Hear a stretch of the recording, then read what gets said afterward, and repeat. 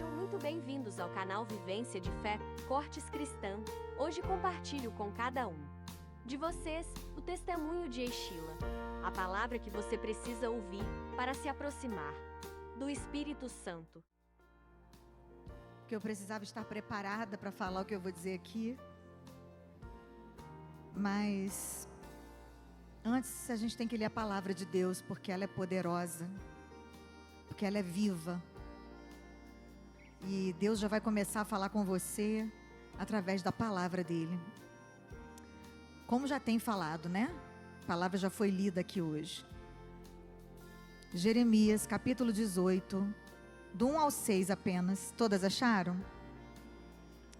E esta é a palavra que veio a Jeremias da parte do Senhor. Vá à casa do oleiro e ali você ouvirá a minha mensagem. Então eu fui à casa do oleiro e o vi trabalhando com a roda. Mas o vaso de barro que ele estava formando estragou-se em suas mãos. E ele o refez, moldando outro vaso, de acordo com a sua vontade. Então o Senhor dirigiu-me a palavra: ó comunidade de Israel, ó comunidade das nações, será que eu não posso agir com vocês como fez o oleiro? Pergunta o Senhor.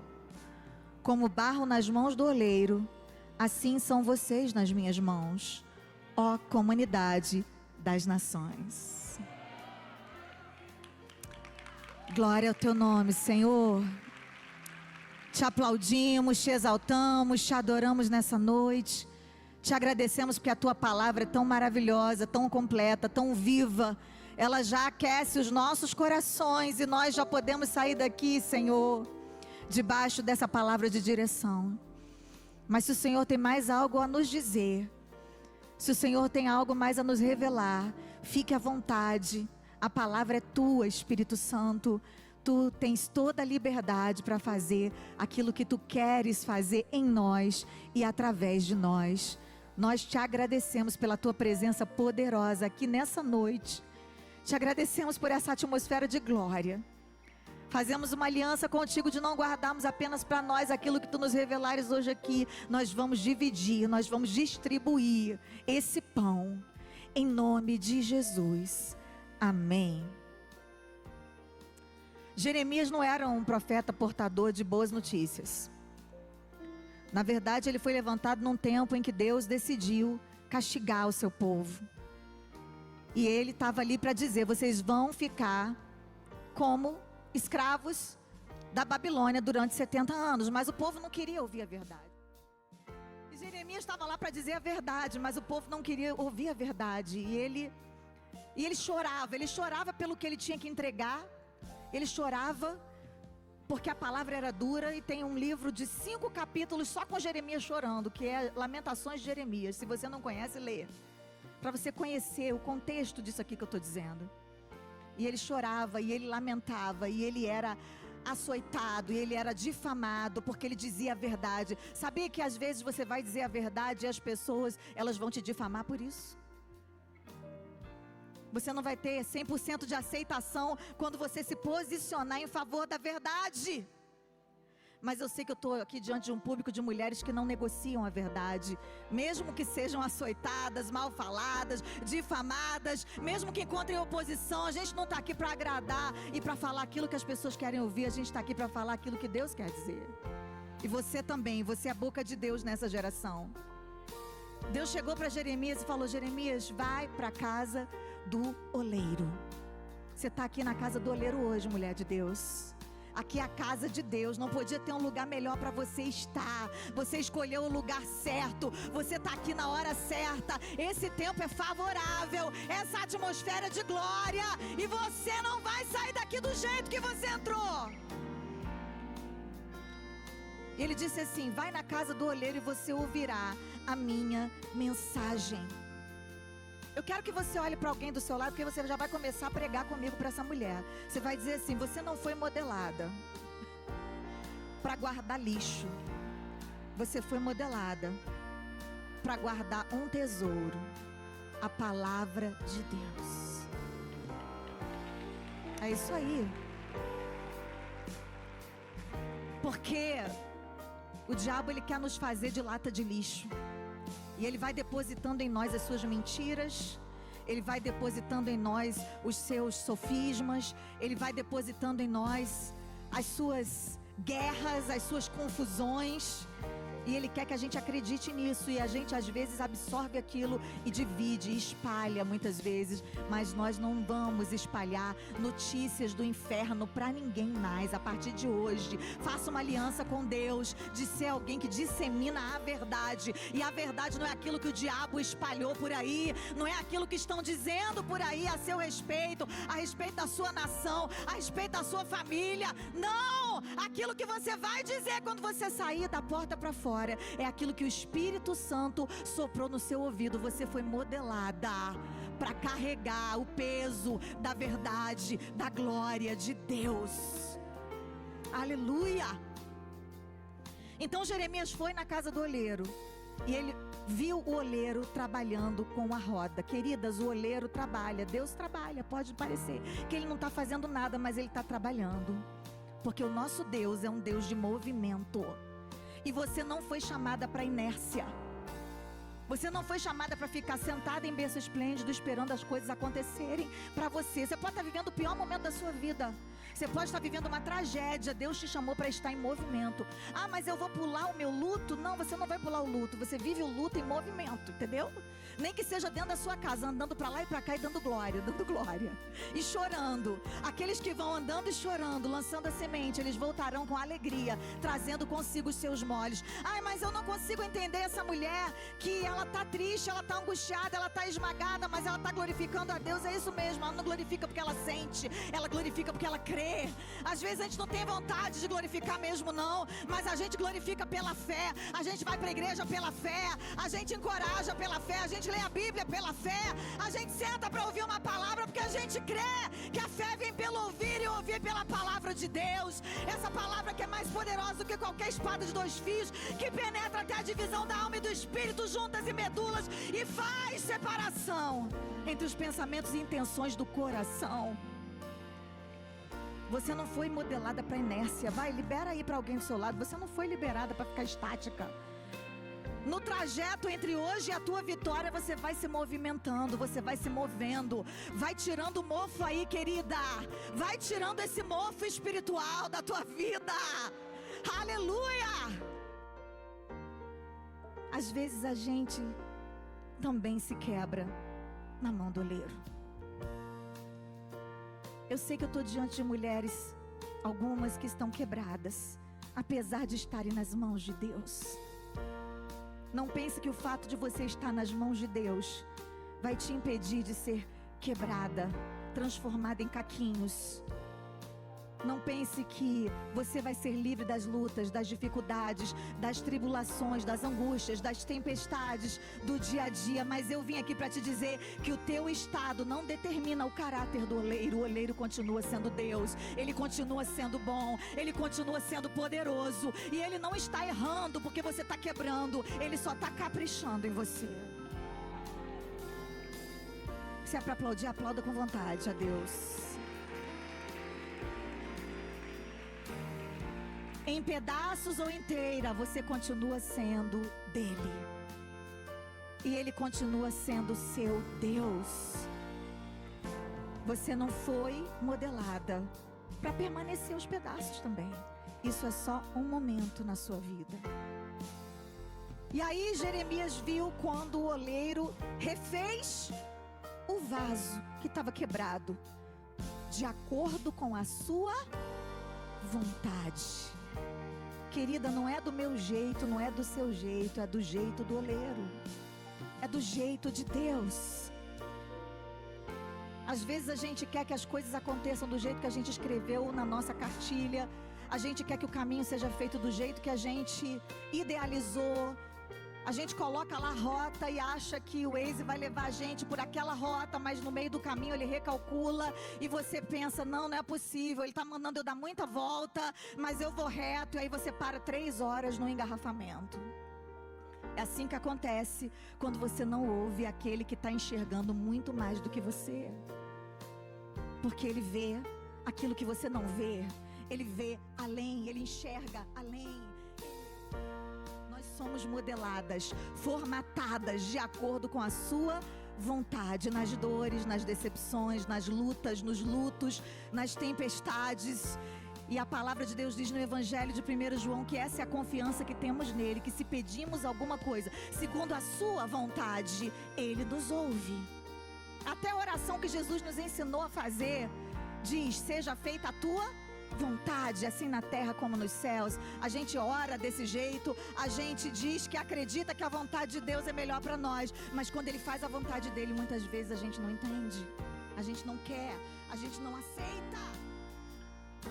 Deus ama conversar com a gente, Deus ama interagir com a gente, se relacionar com a gente, participar das nossas crises, das nossas lutas, ouvir o que a gente tem para dizer, até as nossas queixas, Ele está preparado para ouvir. A gente é que não está preparado para ouvir as respostas de Deus. Deus não tem problema nenhum com as nossas queixas, porque Ele sabe muito bem o que a gente vai dizer antes de sair palavra da nossa boca. Só que quando Ele pergunta, nem sempre a gente tem as respostas, porque nós não fomos modeladas para ter todas as respostas o tempo inteiro. E eu sei que a gente não está treinando para ser infeliz.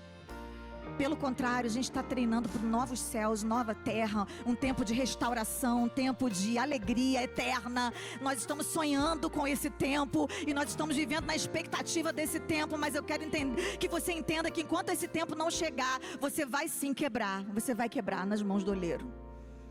Talvez eu esteja aqui diante de mulheres, muitas mulheres quebradas, nesse exato momento, que entraram por essas portas só para saber como é que eu estou dando conta.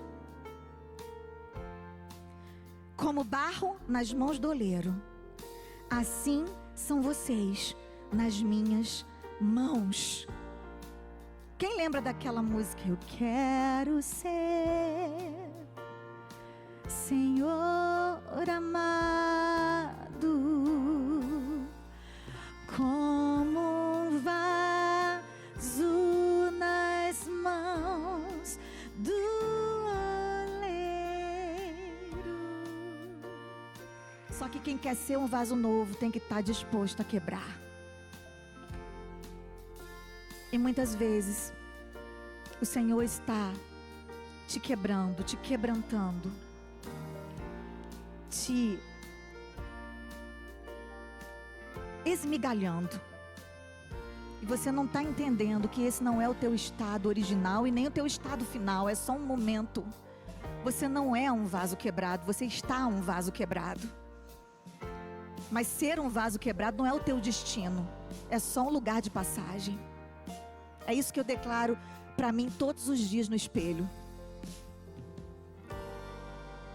Há exatamente 7 anos atrás, eu pisei aqui na Comunidade das Nações pela primeira vez. Eu tinha vivido tantos milagres na minha vida. Eu já tinha passado por tantos momentos maravilhosos. É claro que também vivi muitas lutas e dores na minha história. Eu já vi a minha mãe enferma ser curada de doenças incuráveis. Já vi meu marido, que era viciado em drogas durante 11 anos, ser liberto pelo poder de Deus. E hoje, para a glória de Deus, ele é o meu pastor. O Senhor já fez tantas coisas maravilhosas na minha vida. Eu já vi Deus agir com cura divina na minha vida. Perdi a minha voz, os médicos disseram que eu não ia voltar a cantar, e eu voltei a cantar. E escrevi várias canções no meu período de silêncio.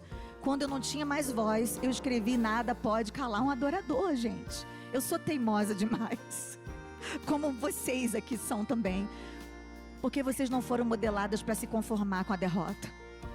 Nem eu.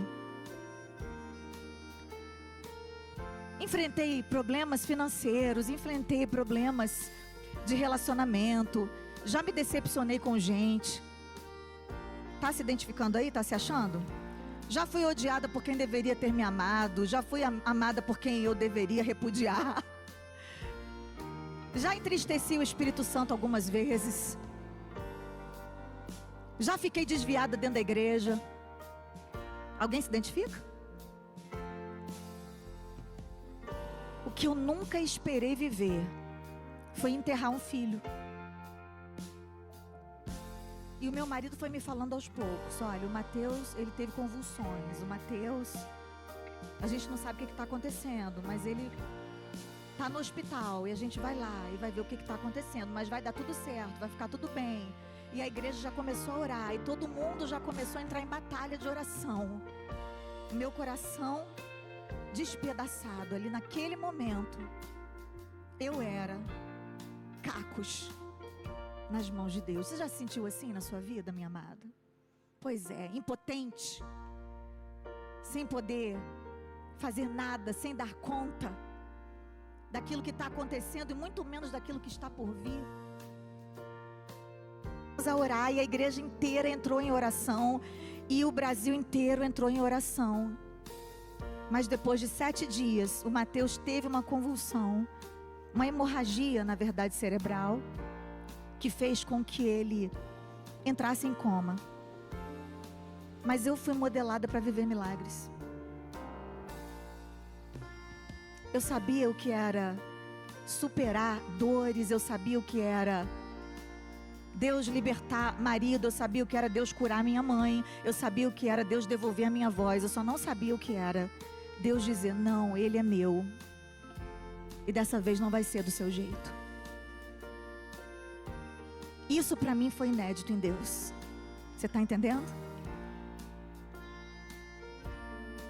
Então, o que eu fiz? Durante toda aquela semana, levantei um exército para orar pelo meu filho. Mas não fui eu que levantei, foi Deus. Deus quis que a igreja orasse, se unisse. Lá no hospital, eram mais de 200 pessoas por dia. Dentro das salas ecumênicas, só tinha crente dando glória a Deus e aleluia, cantando louvores. E era muito alto. A gente não dava tranquilidade ao povo. Para você ter uma ideia, várias pessoas naquele período foram curadas ali. Teve gente que foi curada de meningite, porque o meu filho, ele foi parar nessa situação por causa de uma meningite viral herpética. Teve gente que a gente orou e a pessoa foi curada de meningite, que estava internado, em coma. Mas para mim, o oleiro quis fazer de outra forma. Eu acreditava tanto que quando os médicos chegaram para mim e disseram assim: ele está com morte cerebral. Eu falei: não está não, a gente vai continuar orando por ressurreição. E a igreja continuou lá orando por alguns dias para que o Mateus ressuscitasse. Uma noite em que eu estava lá, sozinha, eu e Deus, meu filho naquele estado, e o Senhor falou claramente ao meu coração: Êxila, desse jeito, dessa vez, não vai ser do seu jeito. E eu falei: Deus, se o Senhor estiver pensando em levar o meu filho, eu acho melhor o Senhor trocar e me levar, porque eu também vou morrer. Eu não vou suportar. E mais uma vez o Espírito Santo me disse: dessa vez, o milagre é você. E eu segurei aquela palavra.